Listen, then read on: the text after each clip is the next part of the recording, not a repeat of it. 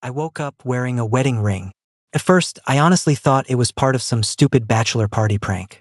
One of those cheap silver bands you buy from a joke shop for $5. Then I looked closer. It wasn't fake. It was a real gold ring. My stomach dropped. I sat up so fast that my head immediately reminded me why that was a terrible idea. It felt like someone had replaced my brain with a jackhammer. Sunlight poured through the hotel curtains, and every tiny movement made my skull pound harder. Ow! A groan answered from somewhere beside me. Stop moving! I froze.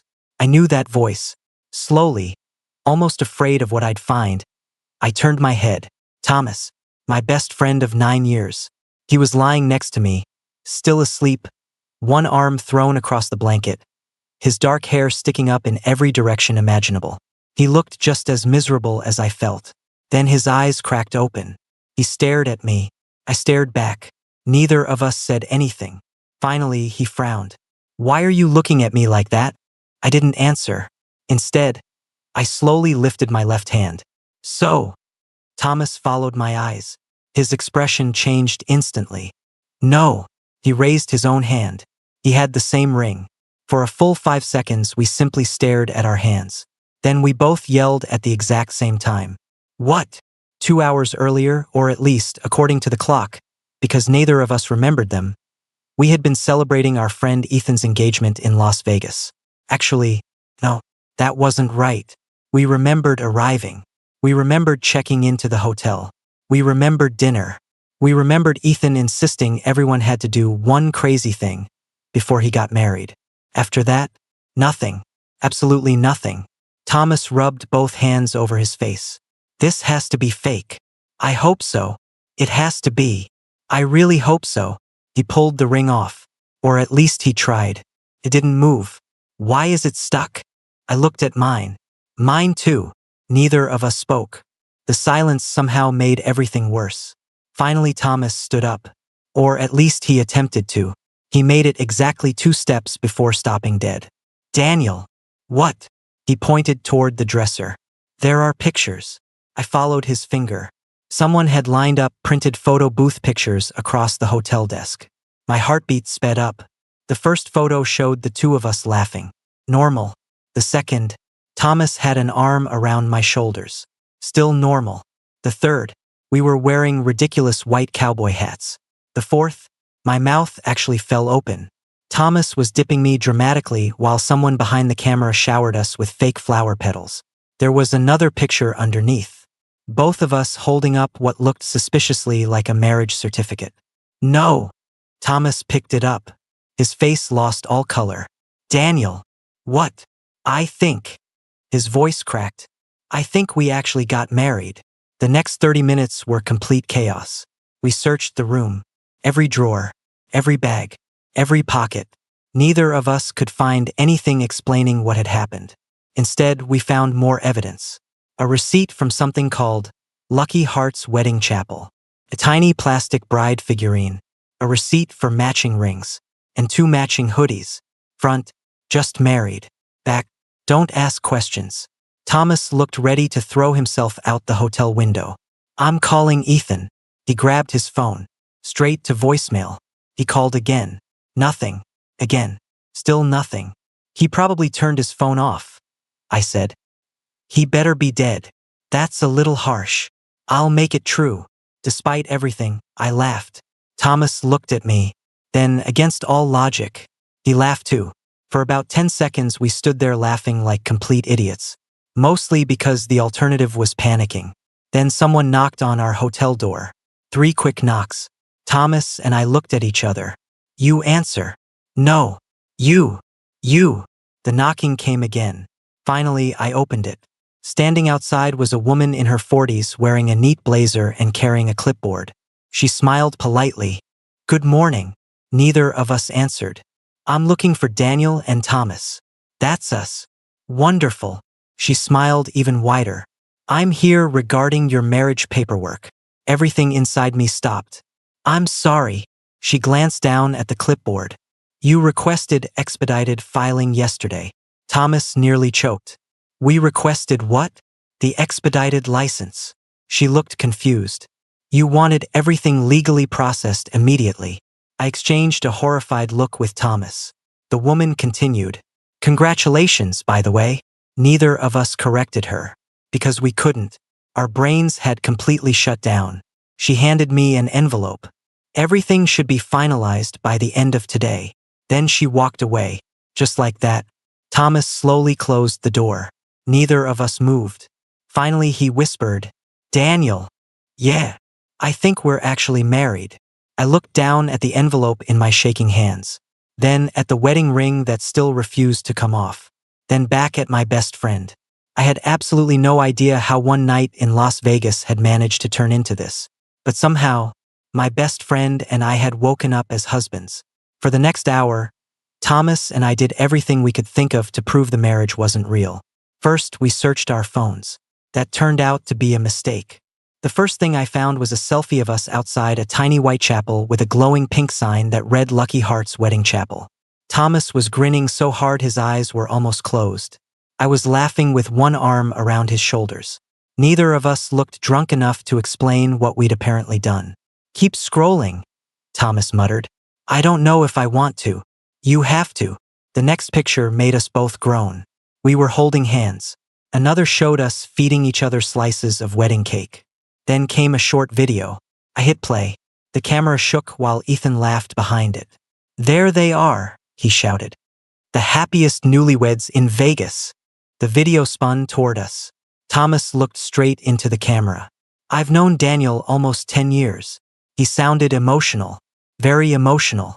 And if I'm gonna marry anybody, he pointed at me dramatically. It's him. Everyone around him cheered. Then the camera turned toward me. Apparently I wasn't much better. I've already memorized his coffee order. I threw an arm around Thomas. I think that qualifies as true love. More cheering. The video ended. Thomas covered his face. I hate drunk me. I hate drunk me too. He sighed. We're never drinking tequila again. Agreed. Our phones held dozens of photos. Some were embarrassing. Some were funny. One was oddly sweet. It showed us sitting on the curb outside the chapel. No posing. No jokes. Just talking. Neither of us remembered that conversation. For some reason, that bothered me the most. What if? Thomas started quietly. What? What if we actually meant it? I looked at him. What do you mean?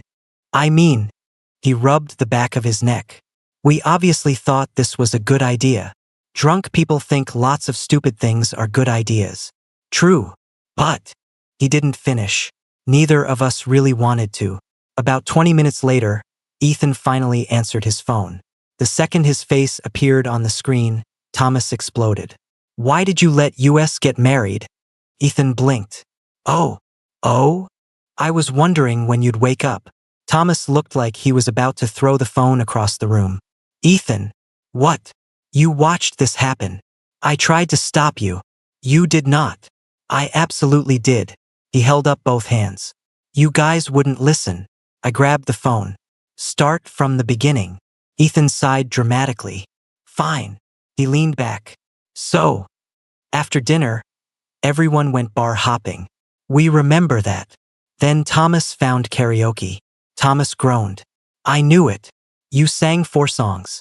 I don't sing. You absolutely do after tequila. I couldn't help smiling. That sounded exactly like Thomas. Ethan continued. After karaoke, somebody joked that you two already acted like an old married couple. Thomas frowned. Who? I honestly don't remember. What happened then? Ethan laughed. You two spent the next hour trying to prove you weren't secretly married already. I exchanged a confused look with Thomas. What does that even mean? You finished each other's sentences. You ordered each other's drinks. You argued over directions like an actual couple. You remembered weird little things about each other. Thomas looked uncomfortable. So? Ethan shrugged. Someone finally said. He paused dramatically. Just get married already. Neither of us spoke. And then, I asked. You both looked at each other. You high-fived. And Thomas said. Ethan tried not to laugh. Honestly? That sounds hilarious. Thomas slowly closed his eyes. Oh no. And Daniel? I immediately regretted asking. You said. Ethan grinned. At least I know he won't forget our anniversary. Thomas started laughing despite himself. I actually said that? You absolutely did. I kind of walked into that one. You really did. But here's the weird part, Ethan continued. The joke should have ended there. It didn't. You two actually left. By yourselves. For almost 2 hours. Thomas frowned. You didn't come with us? No. We thought you were getting food. Weren't you? Neither of us answered. Because neither of us remembered. When you came back, Ethan's smile softened. You weren't acting like idiots anymore. What do you mean? You were. He searched for the right word. Quiet. Happy. Just. He shrugged. Different. Thomas looked at me. I looked back. What happened in those 2 hours? I asked quietly. Ethan shook his head. I honestly don't know. The call ended without giving us any real answers. If anything, we had more questions than before. Thomas flopped backward onto the bed. This is a disaster. It might still be fixable. You think we can get an annulment? Probably. I hope. Neither of us sounded convinced. A few minutes later, my phone buzzed. Unknown number. I answered cautiously. Hello. Good afternoon, Mr. Carter. I blinked. Who? I'm calling from Lucky Heart's wedding chapel. Thomas sat up immediately. The minister who performed your ceremony asked me to let you know that something was left behind. I frowned. Left behind? Yes. What? A sealed letter. Thomas mouthed. A letter? The woman continued. You specifically instructed us not to give it to either of you until the following day. A chill ran through me. We did. Yes. It was written before your ceremony. I looked at Thomas. His expression mirrored mine. The woman asked gently, would you like to come pick it up? Neither of us spoke for several seconds. Finally, I answered, we'll be there in 30 minutes. I ended the call. Thomas stared at me. A letter. I nodded slowly. Apparently, we wrote something before we got married. Neither of us remembered writing it. And somehow, that made me even more nervous than the marriage itself. The chapel looked a lot less magical in daylight. The glowing lights we'd seen in the photos were off, replaced by a plain white building squeezed between a souvenir shop and a tiny coffee stand. It looked ordinary. Thomas parked the rental car but didn't move. You ready? No. Me neither. We sat there another 30 seconds before finally getting out. The woman behind the front desk recognized us immediately. There they are, she said with a smile. Our newlyweds. Thomas winced. Can we skip that part? She laughed politely. I suppose. She disappeared into a back office and returned carrying a large cream-colored envelope sealed with dark blue wax. My name was written on one side, Thomas's on the other. Our officiant asked me to remind you of something. I frowned.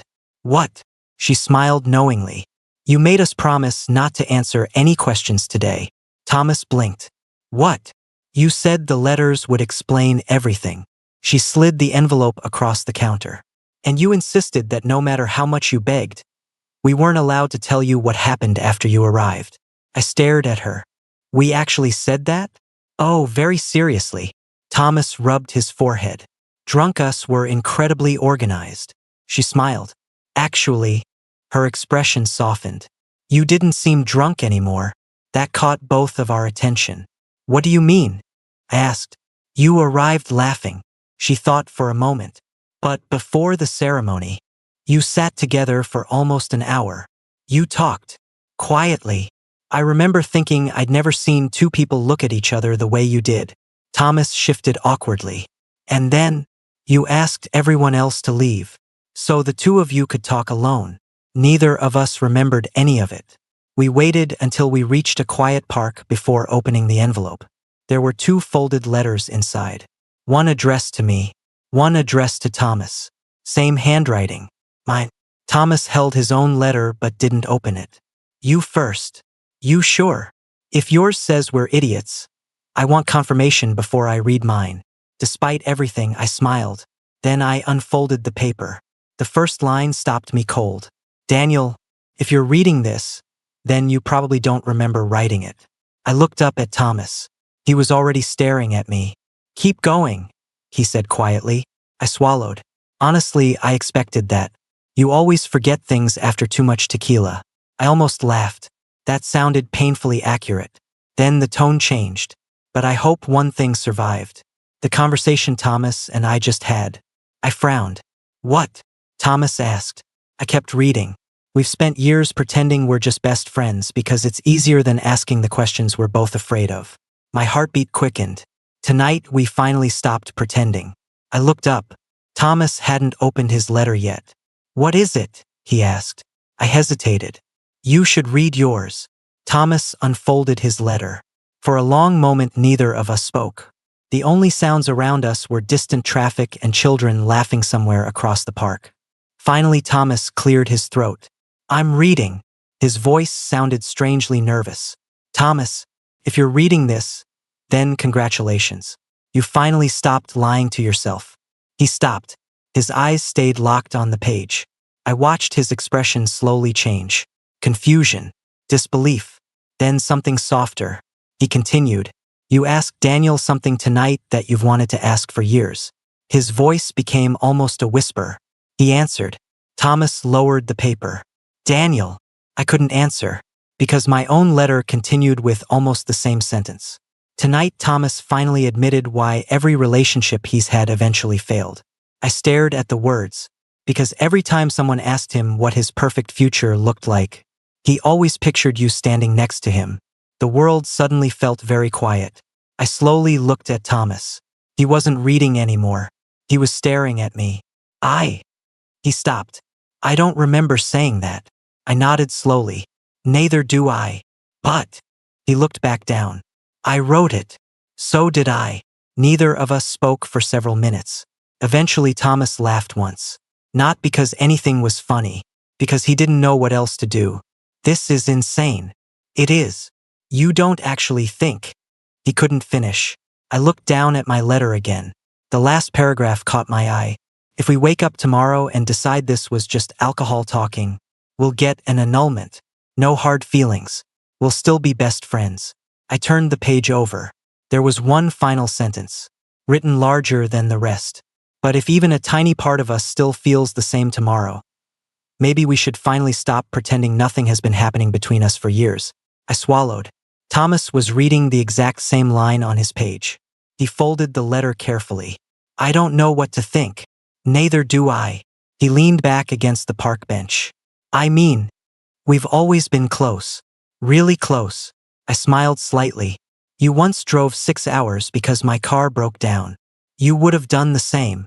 I would have. You remember when my dad was in the hospital? I nodded. I didn't even ask you to come. You were already there. I looked down. You were family. The words slipped out before I could stop them. Thomas looked at me. For some reason, that single sentence carried more weight than either of us expected. On the drive back to the hotel, neither of us turned the radio on. The silence wasn't uncomfortable, just thoughtful. Halfway there, Thomas suddenly spoke. Can I ask you something? Sure. If none of this had happened, he kept his eyes on the road. Would you have ever thought about us? I stared out the passenger window. Could have lied. Probably should have. Instead, I answered honestly. Once or twice. Thomas smiled without looking at me. Only once or twice? I laughed quietly. Fine. More than that. He nodded slowly. Me too. Neither of us said another word. But for the first time since waking up, the wedding rings on our fingers didn't feel quite as impossible as they had that morning.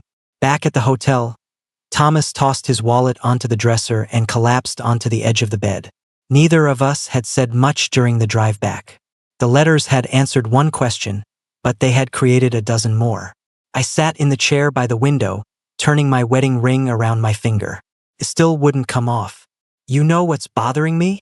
Thomas finally asked. What? I don't remember telling you. Telling me what?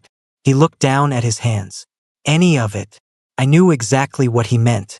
Neither of us remembered confessing anything. Yet we'd both written about it. I almost wish it had been a joke, he admitted. But it wasn't. No. He let out a slow breath. It felt real. Around noon, Ethan finally knocked on our door. He stepped inside carrying coffee for both of us. You two look terrible. We feel worse, Thomas answered. I figured. He handed us the cups before sitting in the desk chair. So, he looked back and forth between us. You found the letters. I blinked. You knew. I knew there were letters. You didn't know what they said? He shook his head. No. You wouldn't let anyone read them. Thomas frowned. We really thought this through. You did. Ethan smiled faintly. I've honestly never seen either of you that serious. I leaned forward. Ethan, what happened after we left the bar? He rubbed his chin. I only know part of it. Tell us. You disappeared for almost 2 hours. When you finally came back, you weren't acting drunk anymore. You looked calm. Thomas exchanged a glance with me. The two of you sat together while everyone else kept partying. You barely spoke, but every few minutes, he smiled. You'd look at each other. What kind of look? Ethan shrugged. The kind that made everybody stop making jokes. I frowned. What do you mean? I mean, he laughed softly. Nobody thought it was funny anymore. It suddenly felt. He searched for the word. Real. Thomas looked uncomfortable. And then, Thomas asked if anyone knew where the nearest wedding chapel was. My heart skipped. Ethan continued. I thought you were kidding. So did everybody else. But Daniel stood up. He pointed at me and said. He grinned. Guess we're doing this. I buried my face in my hands. Oh my God. That's exactly what you said. There was one more thing. Ethan's smile disappeared. What? You asked everyone not to follow you.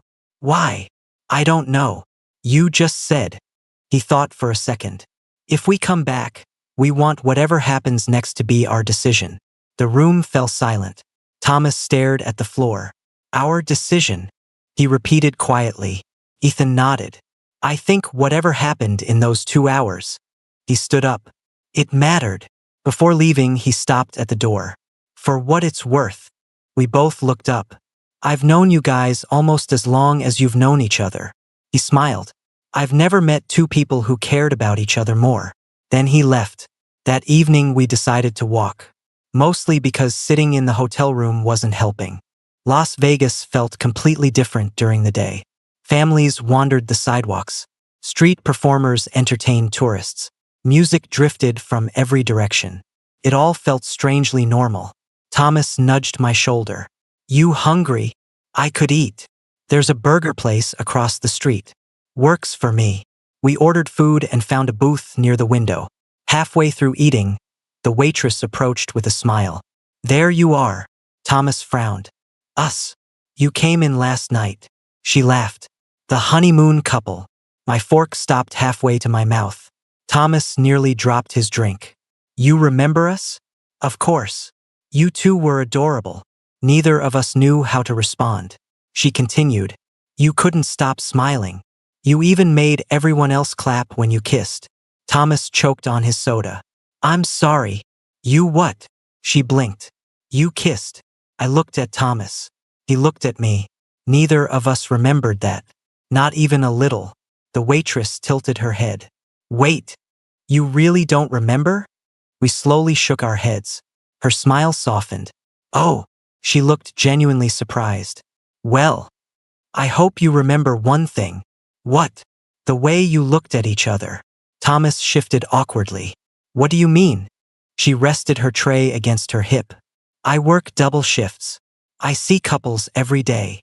Most of them barely talk. She smiled. You two spent an hour here. You laughed. You finished each other's stories. And every time one of you got distracted, the other one reached across the table without thinking. I frowned. Reached. She nodded. You kept holding hands. Thomas and I instinctively looked down at the table between us. Our hands were only a few inches apart, almost close enough to touch. Without saying a word, we both quietly moved them back.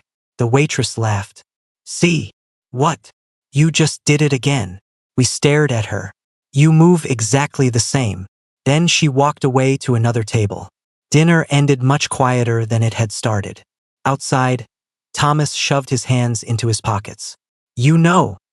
What? I keep hoping someone will tell us we imagined all this. I nodded. Instead, everybody keeps telling us the same thing. Yeah. He stopped walking. So either every stranger in Vegas is messing with us, or, he met my eyes, or we've been lying to ourselves for a very long time. I didn't have an answer, because deep down, I was starting to wonder the exact same thing. As we reached the hotel entrance, Thomas hesitated. Daniel. Yeah. If we weren't married right now. I waited. Do you think we'd finally be having this conversation anyway? For a long moment I couldn't speak. Then I smiled sadly. I think I would have been too scared. Thomas looked at me with an expression I'd never quite seen before. So would have I. Neither of us noticed that we'd been standing there for nearly a minute, still wearing our wedding rings. And for the first time since waking up, neither of us tried to take them off. The next morning, I woke up before Thomas. For a few seconds, everything felt normal. Then I saw the ring on my finger. Yesterday came rushing back. Las Vegas, the chapel, the letters, the conversations we couldn't remember. I rubbed my face and quietly slipped out of bed, heading downstairs for coffee. The hotel cafe was nearly empty. I had just sat down when someone stopped beside my table. Daniel. I looked up. Took me a second to recognize him. The minister from the wedding chapel. He smiled politely. I thought that was you. I stood automatically. Oh, hi. I hope you're both doing well. I laughed awkwardly. We're figuring things out. He nodded as though that answer made perfect sense. I imagined you might be. He asked if he could sit down. For some reason, I said yes. I know your receptionist wasn't allowed to answer your questions, I said. He smiled. That was your request. I know. But I hesitated. Can I ask one thing? As long as it doesn't involve the details you specifically asked me to keep private. I frowned. We really covered everything, didn't we? You certainly tried. Despite myself, I smiled. Then I asked the question that had been bothering me since yesterday. Were we actually serious? His expression became thoughtful. In all my years performing weddings, I've seen every kind of couple. People who wanted a funny story. People who were clearly making a mistake. People too intoxicated to understand what they were doing. He looked directly at me. You weren't any of those. A strange feeling settled in my chest. You spent nearly an hour talking before the ceremony. What about? He smiled apologetically. I promised. Right? But I can tell you one thing. I waited. When I asked if either of you wanted more time, you both answered at exactly the same moment. What did we say? No. His smile widened slightly. We've already waited long enough. Those words stayed with me the entire walk back upstairs. We've already waited long enough. Waited for what? For courage? For each other? Or for the right excuse to finally say something we'd both been avoiding? I didn't know, but the sentence refused to leave my mind. Thomas was awake when I returned. You disappeared. I went for coffee. You could have woken me. I figured you needed sleep. He noticed the second cup in my hand. You brought me one? You always order a vanilla latte. He blinked. You remembered. I laughed. You've been ordering the same thing for 7 years. He accepted the cup with a smile. Thanks. For a moment, neither of us spoke. Then he looked at me. You okay? I ran into the minister. His eyebrows lifted. You did. I nodded and told him everything. Thomas listened quietly. When I finished, he stared into his coffee. We've already waited long enough, he repeated softly. I keep wondering what that means. So do I. After checking out of the hotel, we headed to the airport. Our flight home wasn't until late afternoon, leaving us with several hours to kill. We wandered through a nearby outdoor shopping district without much of a plan. Eventually, Thomas stopped in front of a jewelry store. What? I asked. He looked at the display window. Our rings.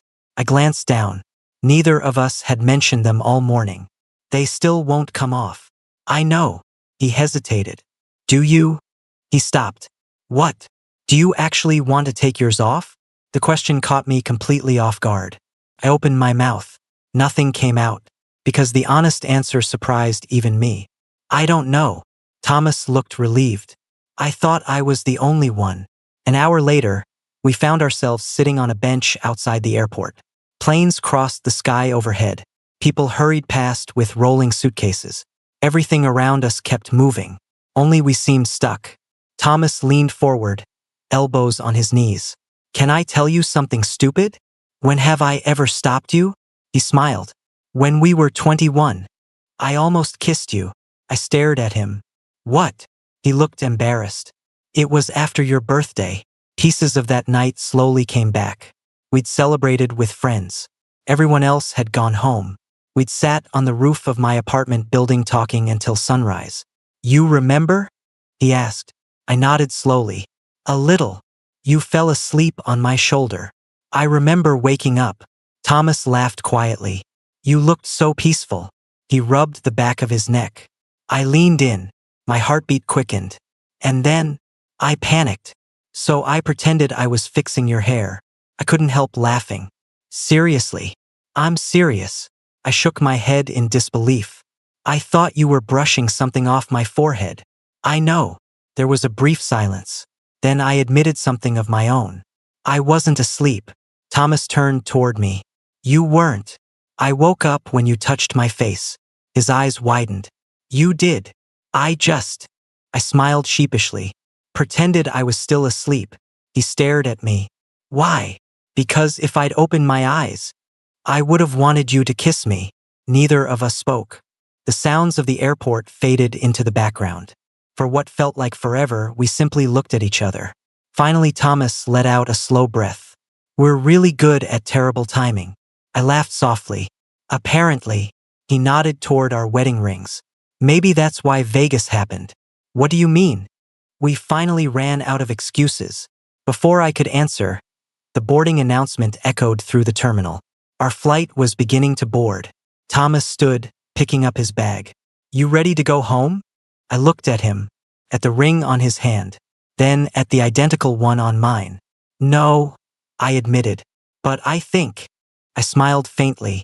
I'm finally ready to find out what happens when we get there. Thomas smiled back. So am I. Together, we walked toward the gate.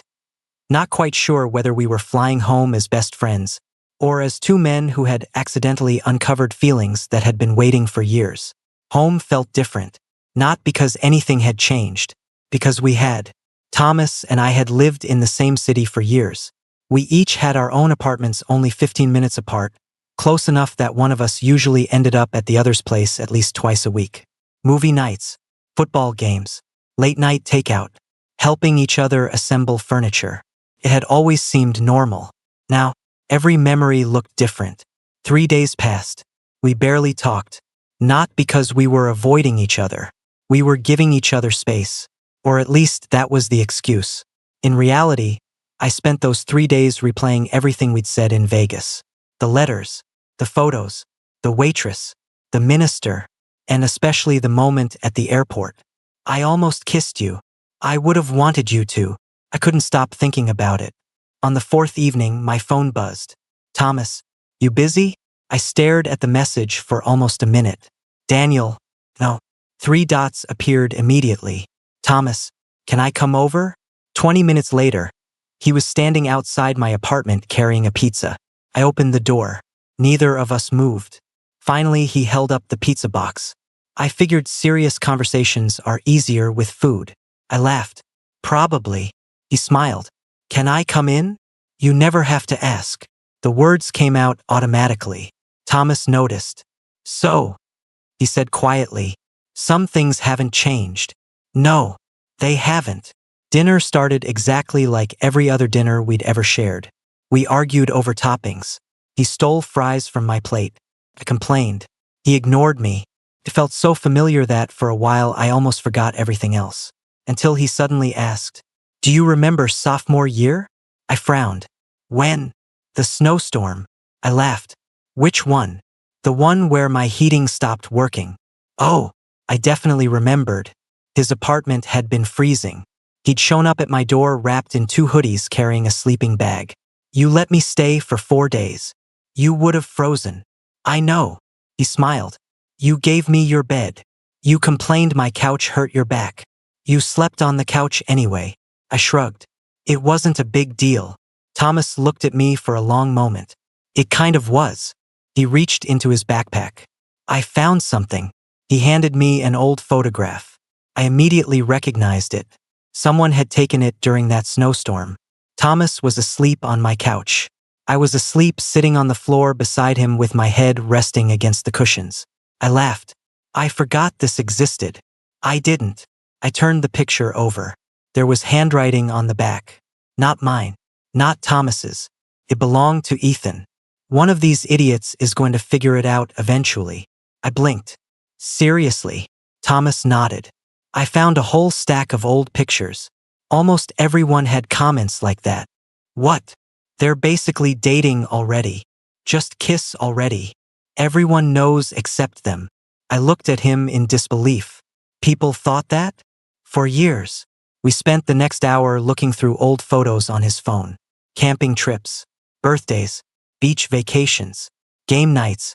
In almost every picture, we were standing next to each other. Without thinking, without planning it. Always together. Thomas zoomed in on one picture from 2 years earlier. Look, I frowned. What? Our hands. I looked closer. Neither of us had noticed it before. We weren't exactly holding hands, but my fingers were resting lightly on his wrist while we laughed at something outside the frame. Neither of us seemed aware of it. That's... I started. Yeah. Thomas smiled softly. We touched each other all the time. I never noticed. Neither did I. As the evening grew quieter, Thomas stood and walked toward my balcony. I joined him. The city lights stretched across the skyline. For a while, we simply stood there. Then he spoke. I went on 3 dates last year. I know. They all asked me the same question. What question? Who's Daniel? I turned toward him. What? He laughed quietly. I talked about you too much. I didn't know what to say. They thought I was in love with you. My heart started beating faster. What did you tell them? I said they were ridiculous. He smiled sadly. Turns out they weren't. The words hung between us. Heavy. Honest. Real. I took a slow breath. I should probably tell you something. Thomas nodded. When I dated Melissa, the teacher, yeah, she broke up with me because... I looked down at my hands. She said she'd never be the most important person in my life. Thomas frowned. What did you say? I argued with her. And I realized she was right. He stared at me. You were. Neither of us spoke. The silence said enough. Thomas stepped closer. Not dramatically. Just one small step. Close enough that I could see the nervousness in his eyes. I've been thinking about something. What? If Vegas had never happened, I think we would have kept doing this forever. Doing what? Living around the truth. I nodded slowly. I think so too. He smiled. I don't want to anymore. For the first time in years, there were no jokes, no teasing, no excuses. Just two best friends finally saying the things they'd buried for far too long. Thomas reached for my hand, slowly, giving me every chance to pull away. I didn't. Our fingers intertwined naturally, almost frighteningly naturally, like they'd done it 1,000 times before. He looked down at our hands, then back at me. This feels familiar. I smiled. It really does. Neither of us rushed the moment. Neither of us needed to. Whatever had started in Vegas, it hadn't been created there. It had simply been uncovered. And standing on that balcony with my best friend holding my hand, I realized something. The biggest surprise wasn't that we'd accidentally gotten married. It was that, somewhere deep inside, part of me had been hoping for this long before either of us had been brave enough to admit it. After that night on my balcony, nothing officially changed. And somehow, everything did. Thomas didn't kiss me. I didn't kiss him. We simply stood there holding hands until the city lights blurred together beneath us. When he finally let go, neither of us acted awkward. Felt strangely peaceful, like we'd finally stopped carrying something heavy. The next morning, my phone rang before I'd even finished making coffee. Thomas. Morning. Morning. You busy today? Not really. There was a short pause. Wanna spend the day together? I smiled before I could stop myself. I thought we already did that. I mean, He laughed. As an actual date. The word hung in the air. Date. Not hanging out. Not grabbing lunch. Not movie night. A date. I'd like that, I answered. So would I. He picked me up an hour later. Neither of us had discussed where we were going. Thomas just drove. You realize you still haven't told me the plan. I know. Should I be worried? Maybe a little. 20 minutes later, he pulled into the parking lot of the small lakeside park we'd visited dozens of times over the years. I laughed. This is your big surprise? He looked almost offended. It gets better. We walked along the shoreline, coffee in hand, talking about everything except Vegas. Work. Family. A new restaurant Ethan wanted us to try. Felt exactly like old times.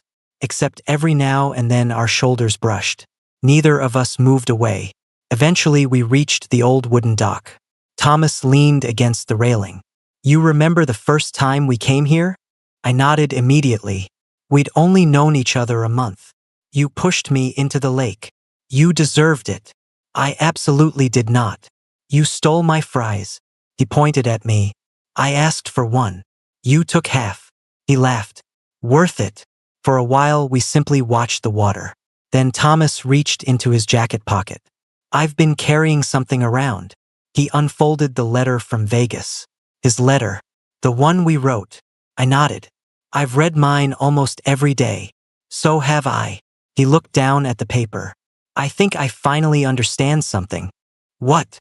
We weren't trying to convince ourselves to get married. He looked at me. We were giving ourselves permission to stop being afraid. I took my own folded letter from my wallet. It was already worn around the edges. I've been thinking about one sentence. We've already waited long enough. Thomas smiled softly. I think we had. He folded the letter again. I wasted years assuming you could never feel the same way. I laughed quietly. I did exactly the same thing. We're kind of idiots. The biggest. He nodded toward my left hand. You still wearing it? I looked at my wedding ring. I never took it off. Me neither. The afternoon slipped by without either of us noticing. We rented a paddle boat. Thomas cheated at mini-golf. I still insisted the scorekeeper had miscounted. He insisted I was just a sore loser. Felt light, easy, comfortable. Not because we were pretending nothing had happened. Because we finally weren't pretending anymore. As the sun began to set, we found ourselves back at my apartment building. Neither of us made a move to get out of the car. Thomas rested both hands on the steering wheel. So, I've been thinking. Dangerous. It usually is. He smiled. We've spent almost 10 years acting like we're each other's person. I nodded. We have. And now. He took a deep breath. I don't want to act anymore. He turned toward me completely. Daniel, I love you. The words were simple, quiet, completely free of drama, which somehow made them hit even harder. I think I've loved you for a very long time. My eyes burned, not because I was surprised, because hearing it out loud made everything suddenly make sense. Every late-night phone call, every canceled date to help one another, every holiday spent together, every goodbye that lasted just a little too long. I reached across the center console and took his hand. I love you too. I probably have for years. Thomas laughed through watery eyes. We're really bad at this. We're 10 years late. Better than never. Much better. He squeezed my hand gently. Can I kiss my husband now? I couldn't help smiling. I was wondering how long it would take you to ask. He leaned across the console slowly, giving me every chance to change my mind. I closed the distance instead. Our first kiss wasn't dramatic. There were no fireworks, no cheering crowds, no movie soundtrack, just a soft, careful kiss that felt strangely familiar, like we'd finally arrived somewhere we'd been walking toward for years. When we pulled apart, Thomas rested his forehead against mine. So, still think we should get an annulment? I looked down at the ring on my finger, then back at him. I smiled. No, I don't think I do. Thomas's smile grew wider than I'd ever seen it. Good, because I was hoping you'd say that. We sat there laughing quietly together, already knowing that the hardest conversation was finally behind us. Only one thing remained. Telling everyone that what had started as an accident was now the life we both wanted. Telling our families turned out to be a lot less dramatic than either of us expected. Mostly because nobody seemed particularly surprised. That was the part neither of us had prepared for. Ethan insisted on hosting a barbecue the following weekend. The newlyweds have an announcement, he told everyone in the group chat. Thomas immediately texted him. You are the worst. Ethan's reply came almost instantly. Correct. See you Saturday. By the time we arrived, most of our friends were already there. The backyard buzzed with conversation, burgers on the grill, and someone arguing over music. The second Ethan spotted us, he walked over wearing the biggest grin I'd ever seen. So, he looked at both of us. You two figured it out? Thomas sighed. You knew. I suspected. You knew. I was about 99% sure. I laughed. What gave it away? Ethan looked genuinely confused. Everything. Once everyone had food, Thomas stood up. I guess we should say something. The conversations around the yard slowly quieted. He looked at me. I nodded. Then he faced everyone. So, he rubbed the back of his neck. Daniel and I aren't getting the marriage annulled. For about 2 seconds, nobody reacted. Then our friend Mason simply nodded. Finally, Thomas blinked. Finally, Mason looked around the group. What? You guys seriously didn't know? Several people started laughing. Our friend Lily raised her hand. I lost $50 because I guessed it'd happen before 30. You had a bet? Thomas asked in disbelief. A very long-running one, Ethan admitted. Started 4 years ago. I stared at all of them. You all thought we'd end up together? Lily nearly choked on her drink. Daniel. She laughed. You once left your own birthday party because Thomas had the flu. He needed soup. You drove across town at midnight. He was sick. Mason pointed at Thomas. And this idiot skipped a job interview because Daniel's grandmother needed help moving. Thomas shrugged. Family comes first. The entire group looked at us. Exactly the same expression. One of complete disbelief. Ethan finally said what everyone else was thinking. You've been acting like an old married couple for years. Thomas and I exchanged a look. Then we both started laughing.